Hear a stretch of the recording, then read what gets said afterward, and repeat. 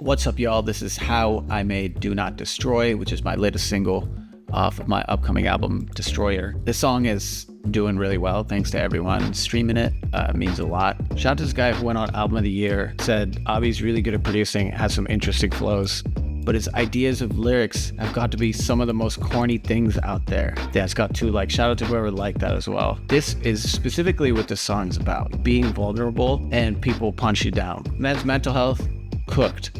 I think the most important thing here is that I just wrote a bunch of hooks. Outside of Harrison's verse, the song is just a bunch of hooks, and it's a bunch of repeating hooks, and you can separate the sections and call them whatever, but they're all choruses. So we started off with this chord progression.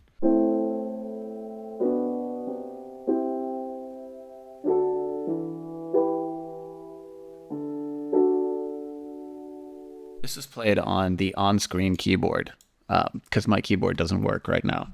After recording this, I did a bunch of rough takes of my vocals, freestyling. This is the melody that I wrote.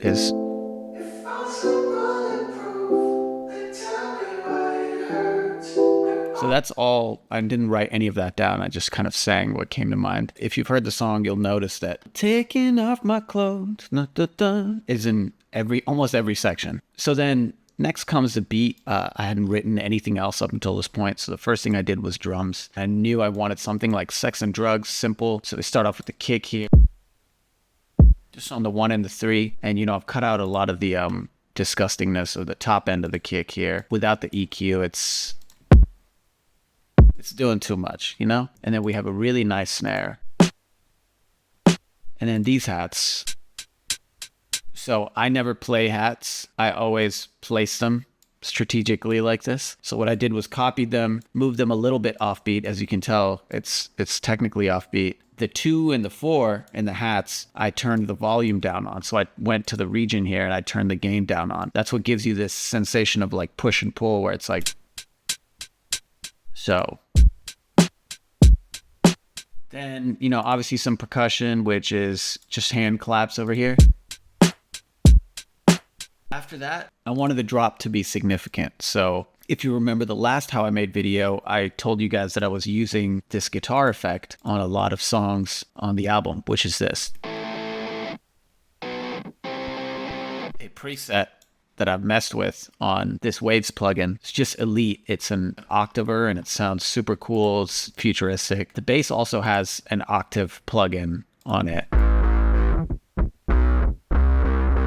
So the bass and the guitar are doing the exact same thing. Instrumentally, a very simple groove. Pretty simple. And then with the effects in afterwards, we have this sample over here, which I added. Originally, it sounds like this. So go and cry about it. So go and tell everybody that you like about it. So we took that. It sounds cool. So that's laced in there. Then after that, I had gang vocals. Do not destroy me. You wanna kick when I'm down. And then there's the main hook vocal. You wanna kick when I'm down.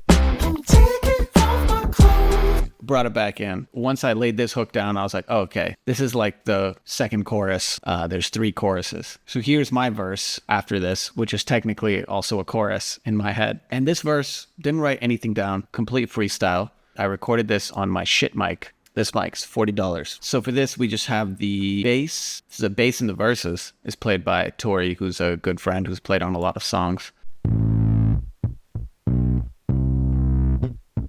We have this little effects thing looping in the back. It just sounded weird and kind of off kilter, so I liked it. Here's the verse. I told you my darkest problems.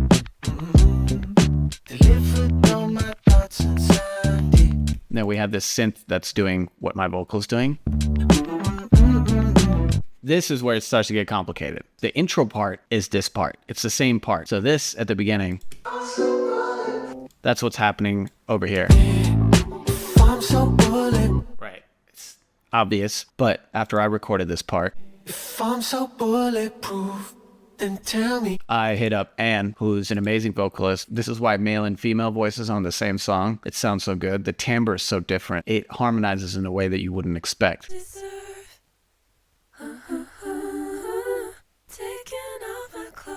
angelic, really. And the only other thing I've added is splice loop over here. Give it some motion, movement, building up. That's happening. And then just a palm muted. Nothing too complicated. No fancy shit, right? And we add the claps back in. Gives you the idea that this is going somewhere. I'm so bulletproof, then tell me why it hurt. Then we hop back into the hook. Few things different here. Obviously, we have to differentiate it. The second time this part comes in, I've asked Harry to do the hook vocals over my vocals. So Do not destroy me. that's Harrison. This is me. You wanna kick with. And this is my gang vocals in the back. Do not destroy me. A lot of vocals. Kick when I'm down. Do you and You don't get the same power with one person singing. And we have the same instrumentation here, except we have some extra synths. Towards the end of the hook, we also have some really shitty harmonies by me here. And then we have ooze. A lot is happening here.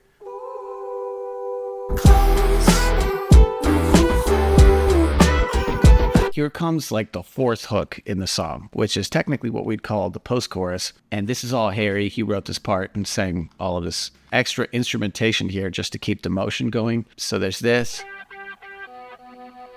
What that sample is originally. It's a banjo shifted up 12 semitones and reversed. And then it's also put through a beat breaker, which kind of chops it up for you. We got this tam.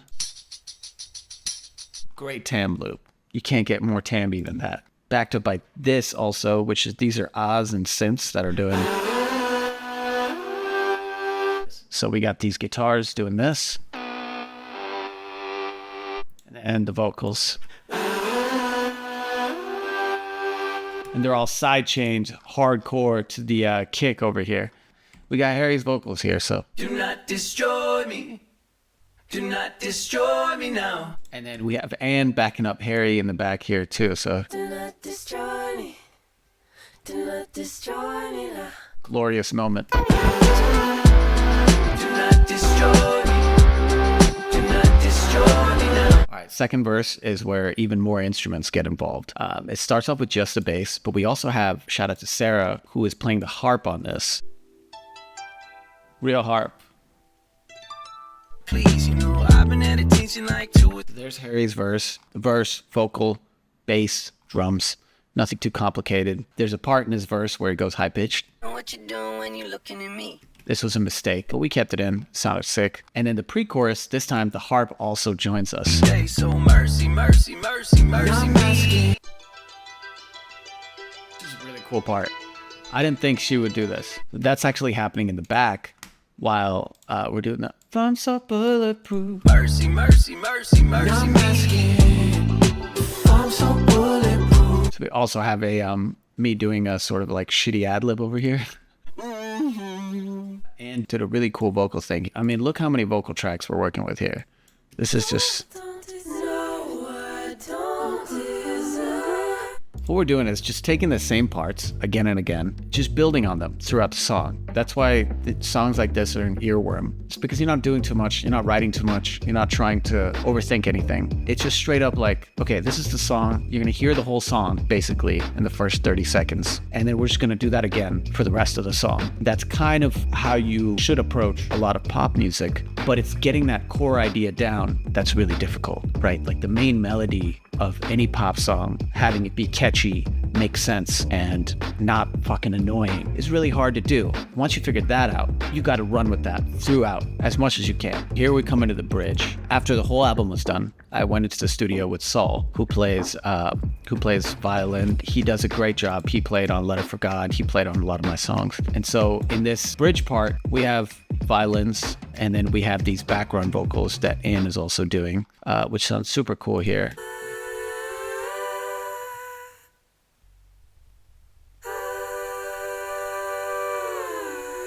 And then we have this piano.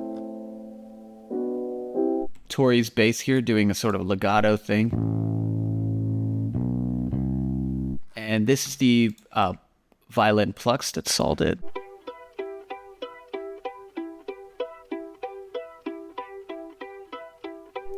Then the violence.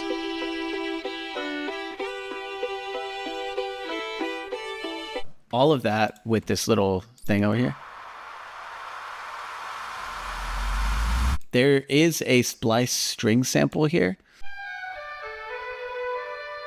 Just some ambiance in the back, you know, you don't really hear it. But altogether, this is like a force of nature right here.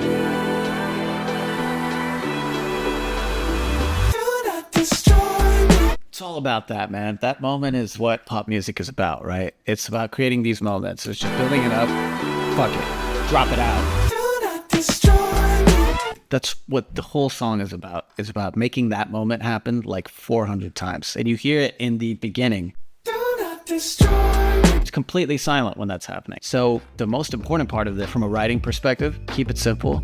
It seems like there's so much going on. That's because there is technically. If you play this on acoustic guitar, you have to memorize like 12 words. Yeah, I'm really proud of this song. Appreciate everyone who listened to the song, streamed it. If you want to know how I did anything specifically, just feel free to ask. Remember to write simple. All right.